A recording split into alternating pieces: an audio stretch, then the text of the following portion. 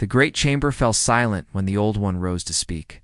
Elder Thorin had lived for 80 million years. His kind, the architects, had watched stars being born and dying. They had seen 10,000 species rise from the dust of their worlds, reach for the heavens, and then fall back into nothing. They had recorded everything. They remembered everything. And right now, as the oldest being in the known universe looked afraid, the Galactic Council had gathered on Villar Prime, the neutral station that floated between empires. 12 elder species sat in their designated places. Their ambassadors, dressed in ceremonial robes and ancient symbols of power, they ruled the galaxy. They had ruled it for millions of years before Earth even existed. But today, they were discussing Earth. They were discussing humanity. "They spread too fast," said Lord Corvax, the Valorian ambassador. He was young by galactic standards, barely 5,000 years old. His people had conquered 60 star systems in the last century. They were proud. They were hungry for more. In just 800 years, the humans have claimed 200 worlds. They breed like insects. They build like machines. If we do not stop them now, they will swallow the galaxy. Several council members nodded. The humans were strange.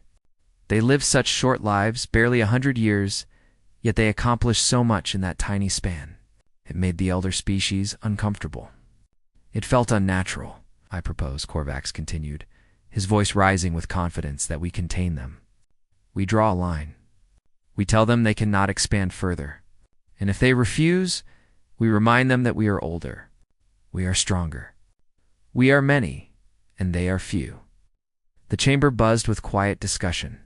It was not an unreasonable proposal. The elder species had contained aggressive newcomers before. It was simply the way of things. But then Thorin stood, and the buzzing stopped. The architect moved slowly. His body was ancient, held together by technology and willpower. But his eyes were sharp. His eyes had seen everything. "You speak of containing the humans," Thorin said. His voice was soft, but it carried to every corner of the chamber. "You speak of drawing lines and making threats. You speak as if you understand what they are." Corvax smiled. "They are mammals from a small planet orbiting an ordinary star. They are nothing special." "Nothing special," Thorin repeated. He let the words hang in the air. "Let me tell you about the humans, young one. Let me tell you what I have seen." He pressed a button on his chair, and the chamber's lights dimmed. A holographic display flickered to life, showing a battle from 800 years ago. "This is the Crimson Extinction War," Thorin said. The Harak swarm attacked human space. They outnumbered the humans 1,000 to 1. Every species we have ever observed when facing such odds has done one of two things. They surrender or they flee. The humans did neither. The hologram showed human ships charging into an endless sea of enemy vessels. They were tiny. They were hopelessly outnumbered. But they kept coming. The humans fought for 7 years. They lost colony after colony. Billions died. And when they were pushed back to their final 3 systems, when any other species would have begged for mercy, do you know what they did? Corvax said nothing. They burned those systems themselves. They destroyed their own worlds, rather than let the enemy have them. They poisoned the stars with radiation that killed everything, friend and enemy alike. 60 billion humans died. But 300 billion Harak died with them. The swarm was broken. They never recovered. The hologram faded. The chamber was completely silent. "I have watched 10,000 species rise and fall," Thorin continued. "I have seen warriors and conquerors and empires that spanned 1,000 stars, but I have never seen anything like the humans. They do not think like us. They do not fight like us. When they are wounded, they do not slow down. They fight harder. When they are cornered, they do not surrender. They become more dangerous. They have a concept that does not exist in any other language in the galaxy. They call it spite." He turned to look directly at Corvax. "You want to contain them? You want to threaten them? You want to make them your enemy? I am 80 million years old, young one. I am the oldest living thing in this galaxy. And I am telling you, with all the weight of that age, do not do this." The elders have one rule regarding humanity. It has never been written down because it should never need to be spoken. But I will speak it now, so there can be no confusion. His voice dropped to barely a whisper, but everyone heard it. I. Never provoke the humanity. Never. For a long moment, nobody spoke. Several ambassadors looked shaken. Even the proud Valorians seemed uncertain. But Corvax just laughed. "Forgive me, Elder," he said, "but I think you have grown too old. You have become afraid of shadows and stories. The humans are flesh and blood. They die just like anyone else. My people have conquered species that were far more dangerous. We will handle the humans just as easily." Theron looked at him with something that might have been pity. The Harak thought the same thing. They do not exist anymore. The Harak were insects, Corvax said. We are Valorians. We are the greatest military power of this age. We do not fear short-lived mammals who have only touched the stars for 8 centuries. The vote was called. The motion to contain humanity failed.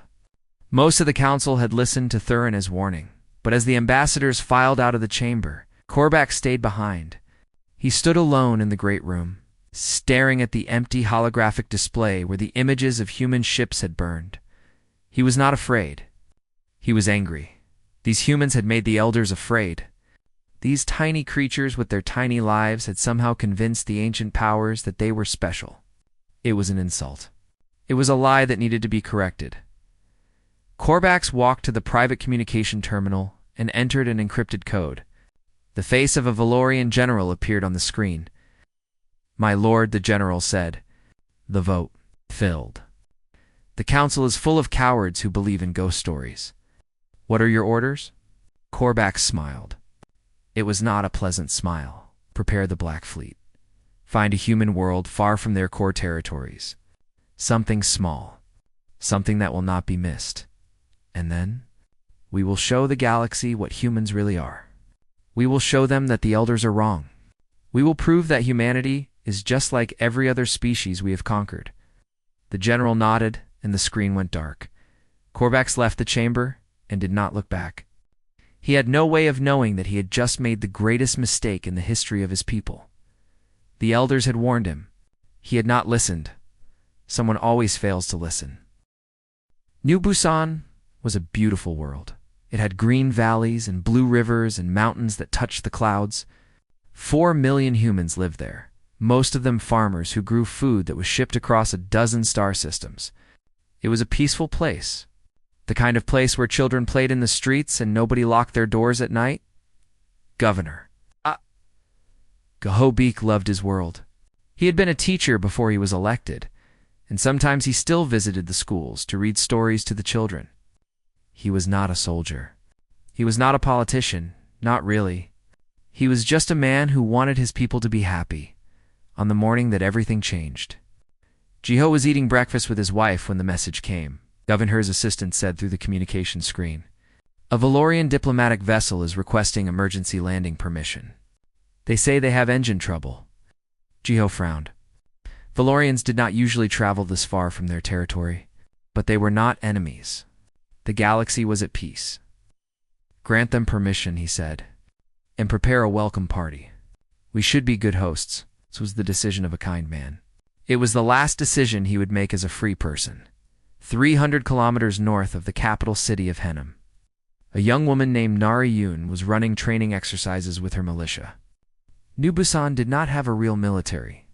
They had farmers who learned to shoot on weekends. They had mining explosives that could be used as weapons in an emergency. They had never needed anything more. Nari was different from the others. She had served in the Terran Navy for 10 years before coming home to take care of her aging parents. She knew what real war looked like. She had seen what the galaxy could do to unprepared worlds, but even she never expected what was coming in the city of Henem. People gathered to watch the Valorian ship land. It was beautiful, all silver and gold, gleaming in the morning sun. Children pointed and laughed. Parents smiled and took pictures. The ship's door opened, and Lord Corvax walked out.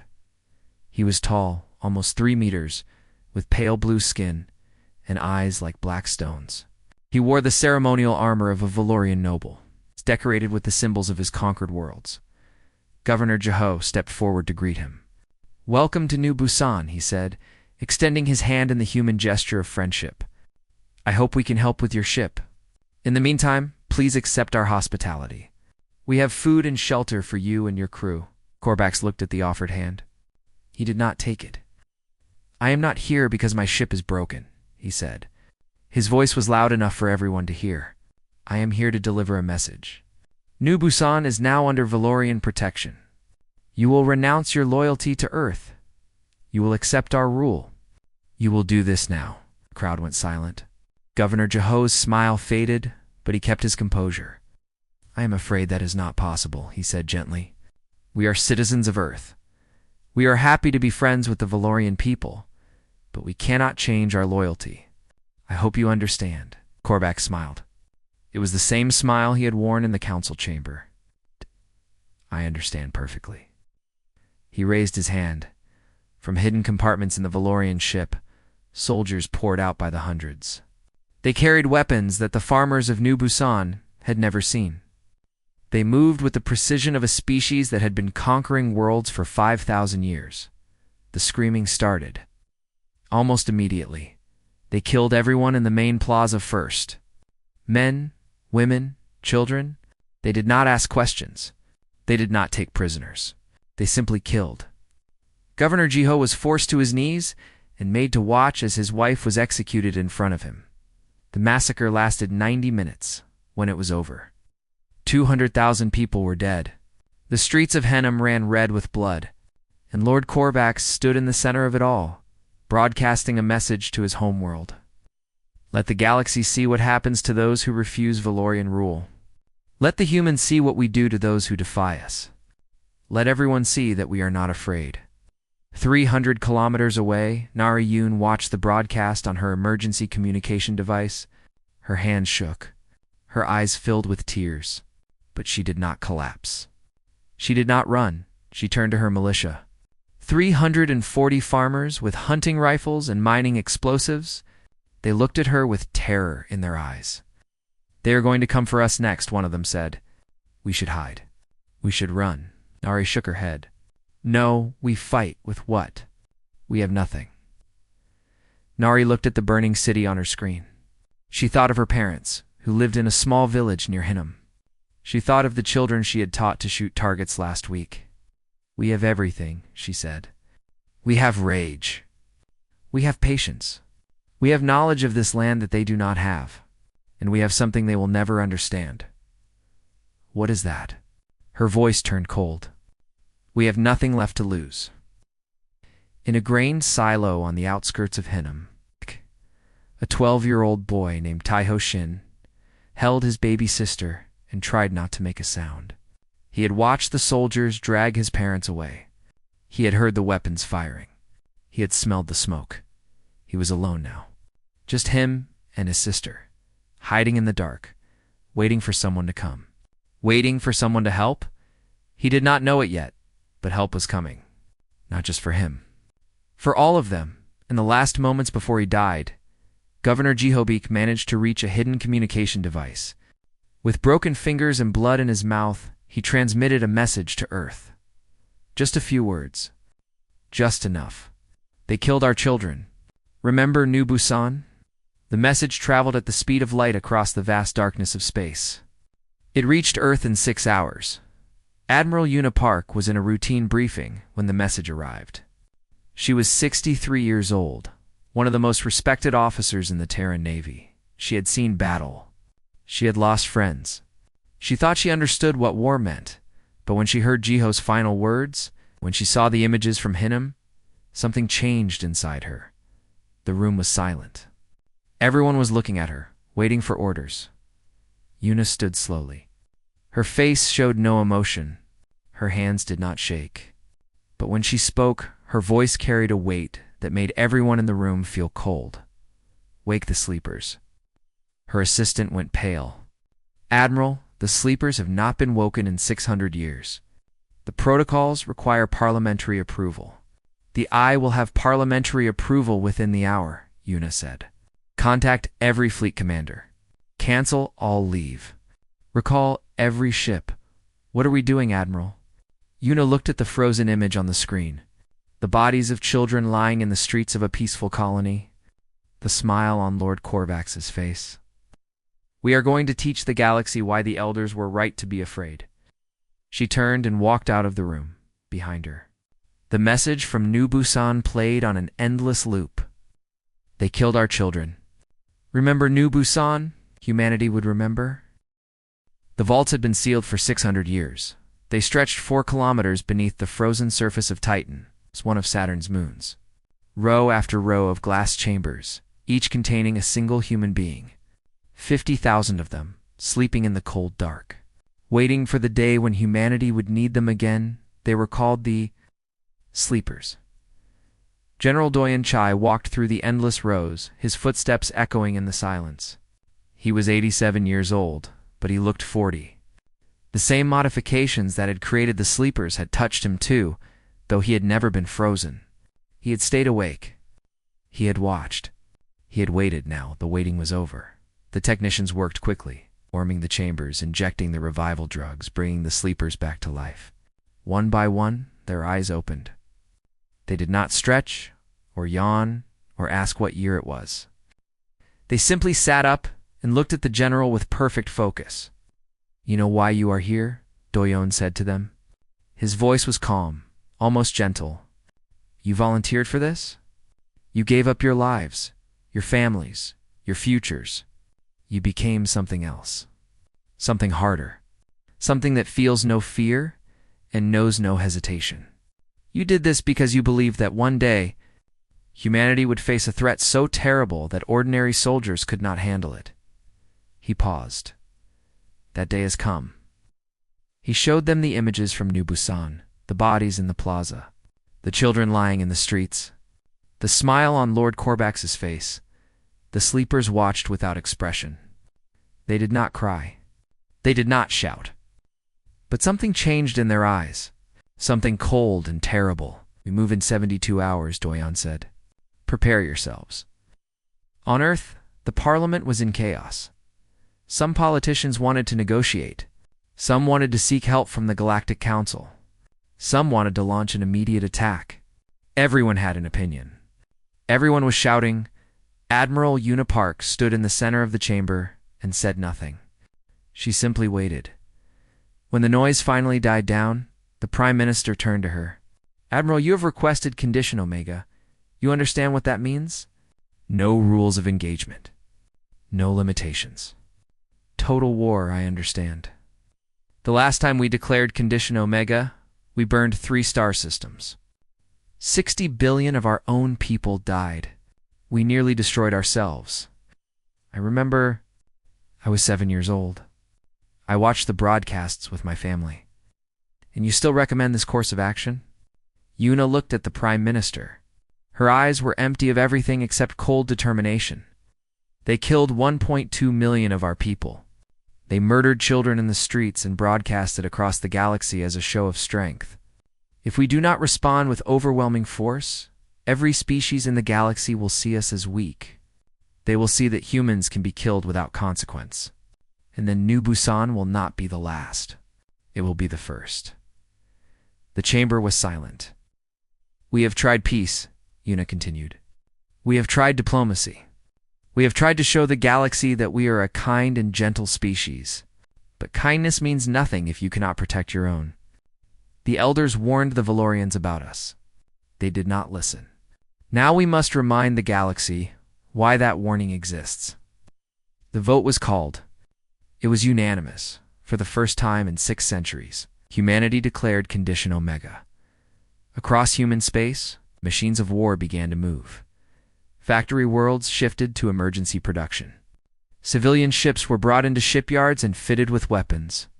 Mining colonies stopped digging for ore and started making explosives. Teachers became medics. Farmers became soldiers. Students became pilots. Dr. Minho Kang had spent his entire life studying alien cultures. He had written books about peaceful contact and mutual understanding. He believed that species could learn from each other. That war was never the only answer, but when he saw the images from New Busan, he closed his books and walked to the nearest military recruitment center. "I am a xenoanthropologist," he told the officer at the desk. "I know more about alien species than almost anyone on Earth. I can help." The officer looked at his thin arms and academic clothing. "Do you know how to fight?" "No, but I know how to keep people alive. Train me as a medic. Send me to the front." The officer nodded and handed him a uniform. Captain Hannah Lee had been running convoy protection missions near the outer colonies when the call came. She was ordered to report to the Titan shipyards immediately. When she arrived, she found a ship unlike anything she had ever seen. It was massive, bristling with weapons, painted in solid black. Its name was written on the hull in blood-red letters, Vengeance.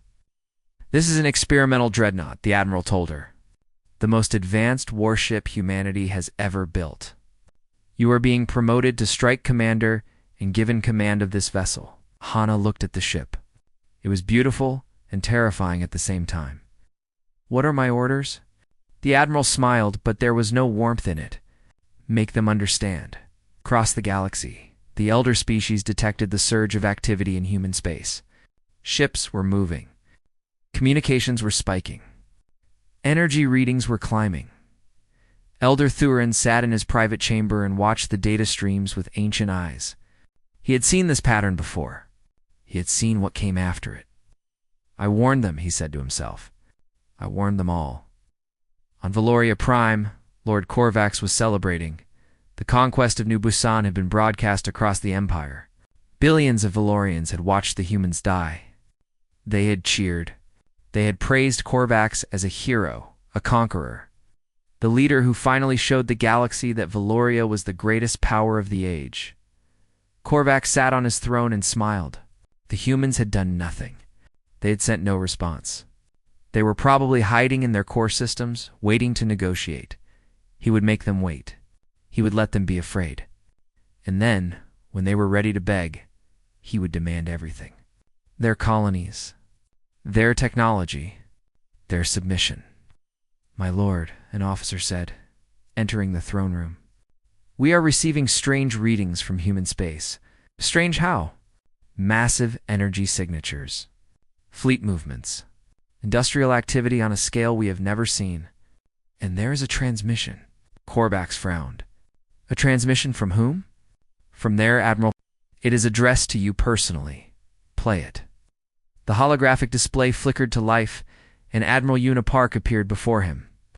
She was not impressive to look at.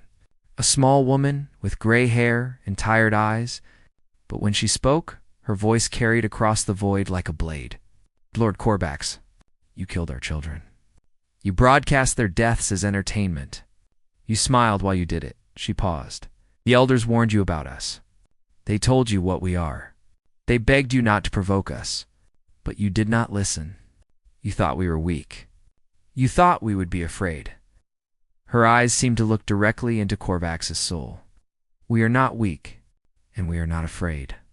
We are coming for you. We are coming for your fleets. We are coming for your worlds. We are coming for everything you have ever built. And when we are finished, the galaxy will remember why the elders were right." The transmission ended. Corvax stared at the empty display for a long moment. Then he laughed. Brave words from a dying species. "Prepare the Black Fleet. We will meet them in the Crimson Nebula and crush them." He did not know that his laughter was the last confident sound he would ever. Meek, he did not know that humanity was already coming, and humanity did not stop.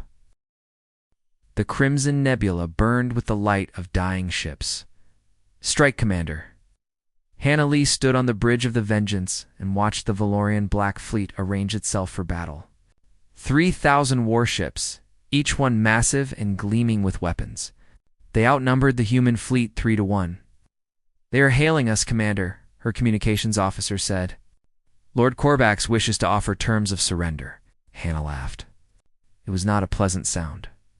"Open a channel." Lord Corvax appeared on the main screen. He was smiling, as always. He had been smiling when he killed the children of New Busan. "Commander Lee," he said, "you are outmatched and outgunned. Surrender now, and I will be merciful." Your crews will be spared. Your worlds will be allowed to exist as servants of the Valorian Empire." Hannah looked at him for a long moment. Then she turned to her tactical officer. "What is our crew's opinion of the enemy's offer?" The tactical officer checked his console. "Sir, I am receiving responses from every ship in the fleet. They all say the same thing." "Read it." The officer's voice was steady. "They say, 'Remember New Busan?'" Hannah turned back to Korvax. "You heard them. We do not accept your terms. We do not accept your mercy. You killed our children, and now you will pay for it." Korvax's smile faded. "Then you will die. But you will die first." She cut the transmission and gave the order that would change everything. All ships, full speed ahead. Ram attack formation. Her officers looked at her in shock. Ram attack formation was suicide. It meant charging directly into enemy fire, accepting massive casualties, getting close enough to fight at knife range. It was something that no sane species would ever do.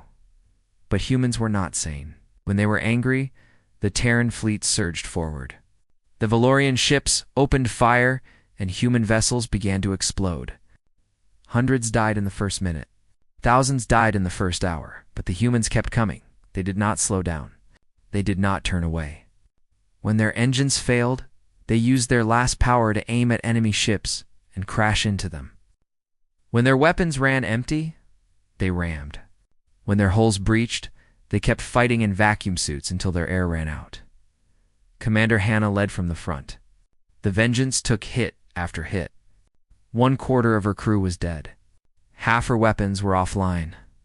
But she kept pushing forward, deeper and deeper, into the Valorian formation.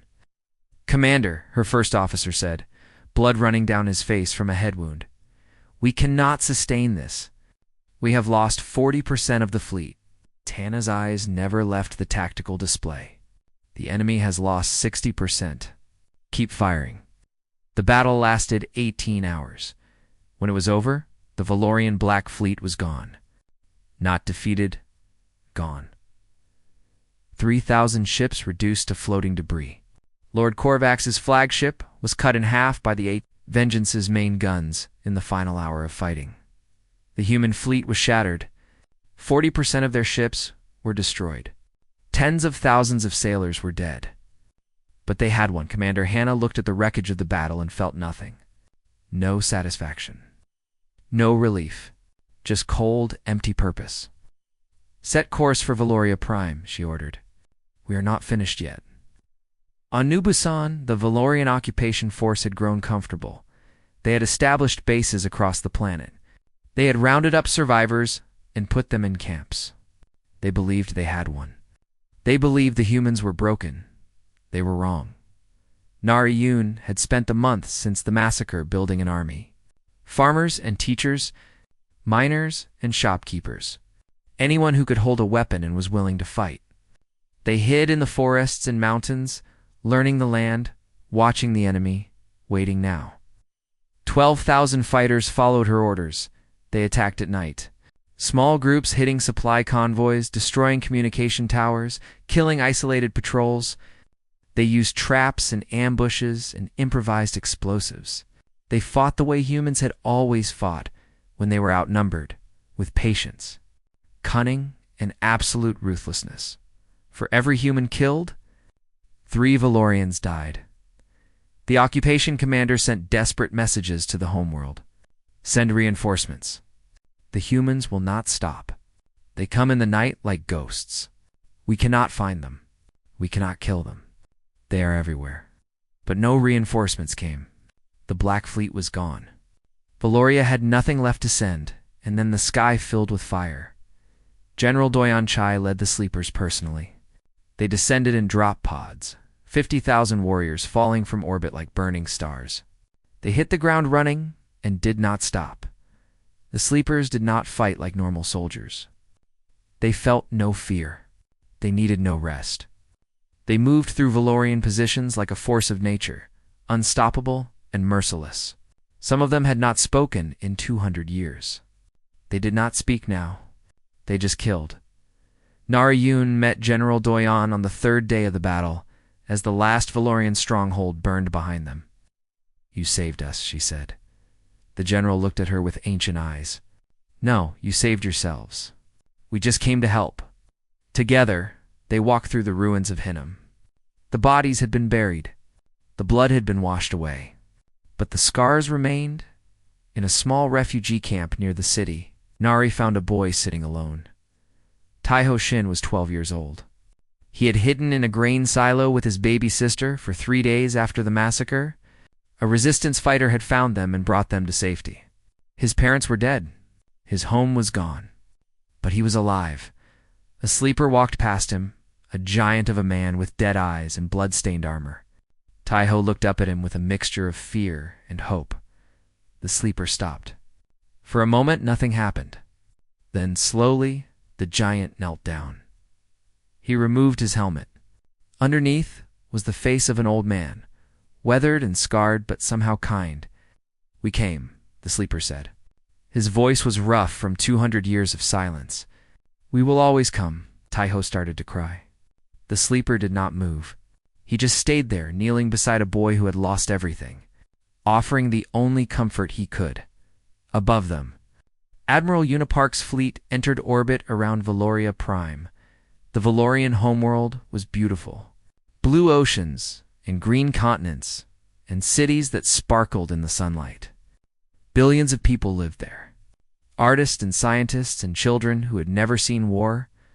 Lord Corvax was dead, but other leaders remained. They sent desperate messages to the human fleet. They offered complete surrender. They offered reparations. They offered anything Yuna wanted. She listened to their pleas. Then she asked a single question. Can you bring back our 1.2 million dead? Silence. I did not think so. She turned to her tactical officer. Begin orbital bombardment. Target every military installation, every weapons factory, every ship construction facility. Leave the cities standing. Leave the civilians alive, but destroy their capacity to make war. The officer hesitated. Admiral, if we strike them this hard, they will never be a threat again. They will be reduced to a second-rate power for centuries. Yuna looked at Valoria.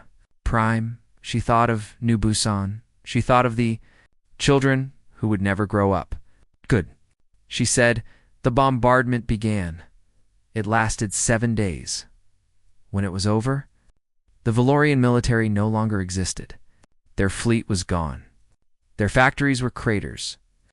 Their weapons were ash, but their people were alive. Their cities were standing. Their children were safe. Admiral Yuna had given the order to spare them. Not out of weakness, not out of mercy, because she wanted them to remember. She wanted them to look at the ruins of their empire and know that humanity could have destroyed everything. She wanted them to understand that they had been spared because humans chose to spare them, and she wanted them to tell their children and their children's children. What happened when someone provoked the humanity? The war was over. The lesson was just beginning. 10 years had passed since the war. The Galactic Council chamber looked the same as it always had. The same 12 seats for the elder species. The same ancient symbols on the walls. The same feeling of power and history in the air. But something had changed. Everyone could feel it. The humans had a seat now. Not one of the 12 elder positions, but a special chair placed at the center of the chamber where everyone could see it. When the human ambassador spoke, the room went silent. Admiral Yuna Park, now 73 years old, lowered herself into that chair with the careful movements of someone whose body was failing but whose mind remained sharp. She had been offered rejuvenation treatments. She had refused. She wanted to grow old the natural way. She wanted to remember what it felt like to be human.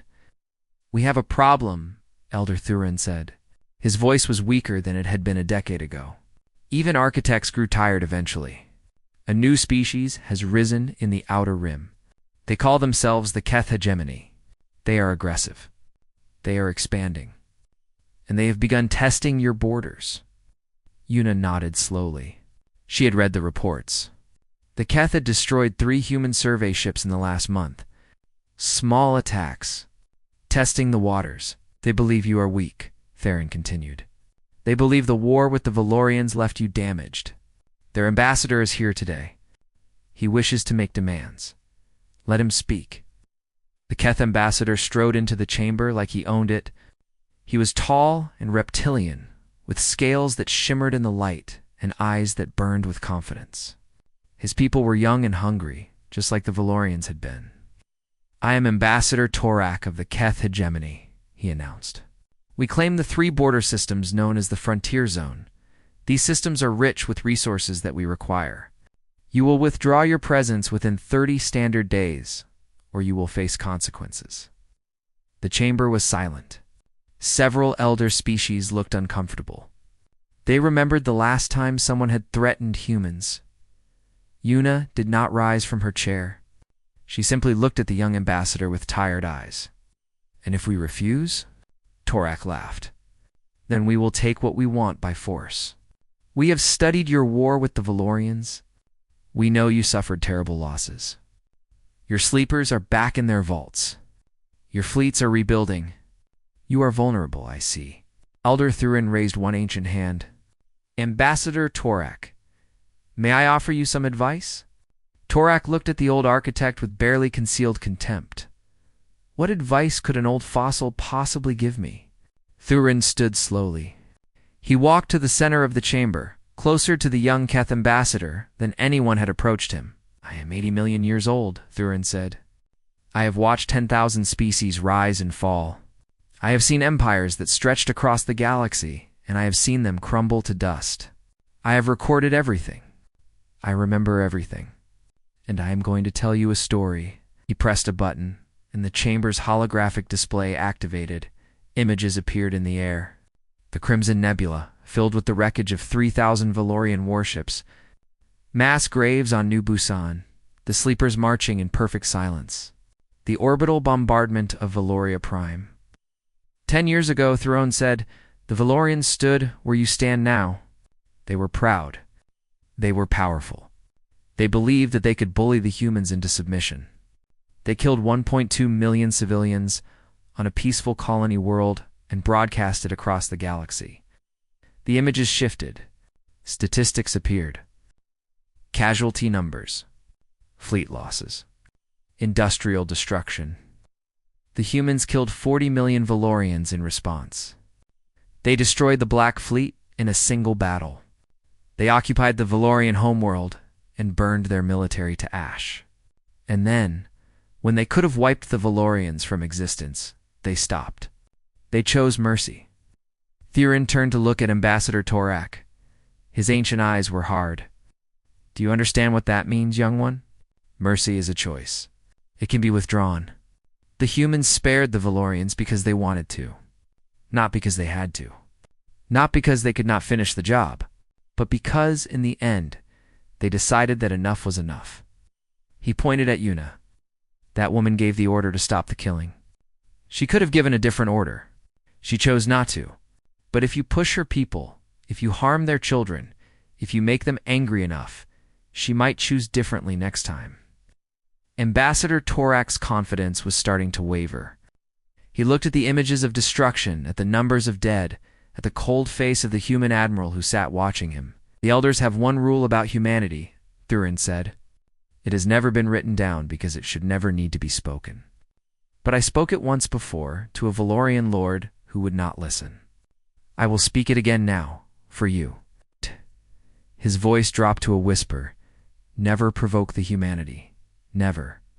The chamber was completely silent. Ambassador Torak looked around. He saw no support. He saw only ancient species who remembered the war, who had watched the humans tear apart a rival empire and then walk away. He saw fear. For the first time, he felt it too.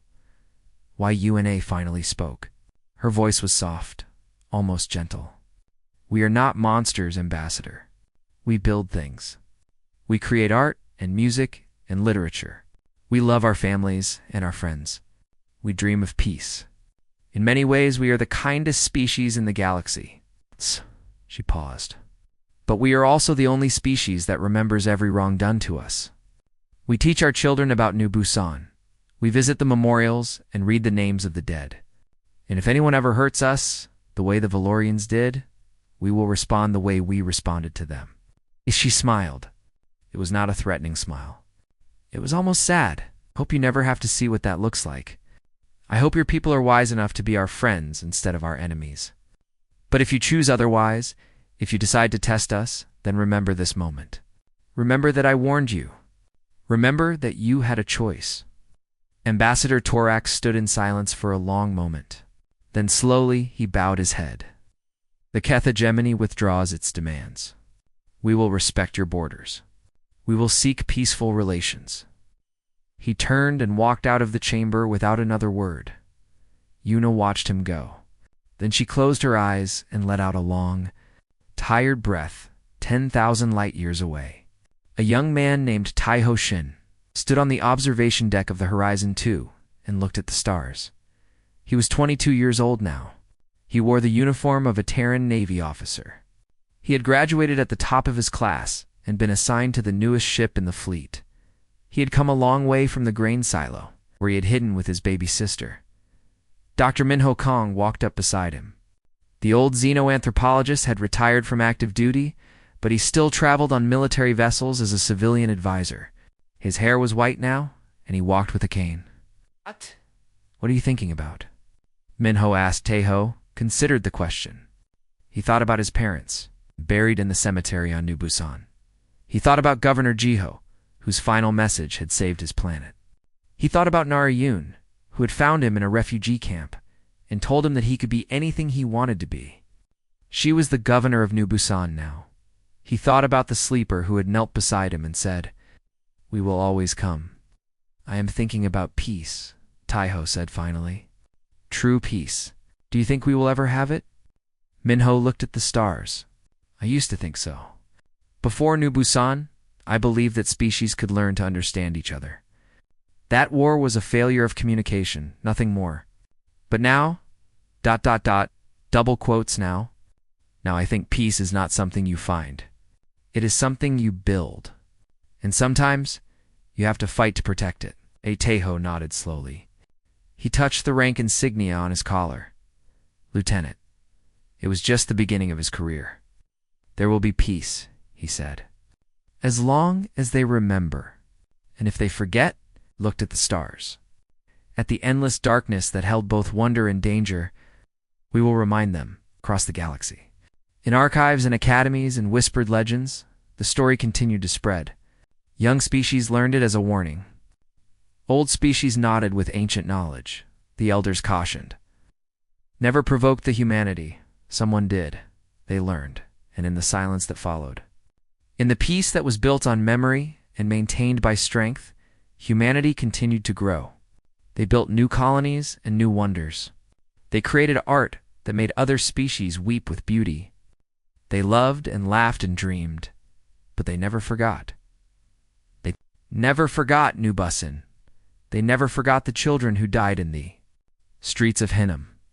They never forgot what they were, capable of when someone hurt them, and because they remembered. The galaxy stayed quiet, because they remembered the peace held, because they remembered. No one ever made the same mistake again. The elders had warned them, and now, finally, everyone listened.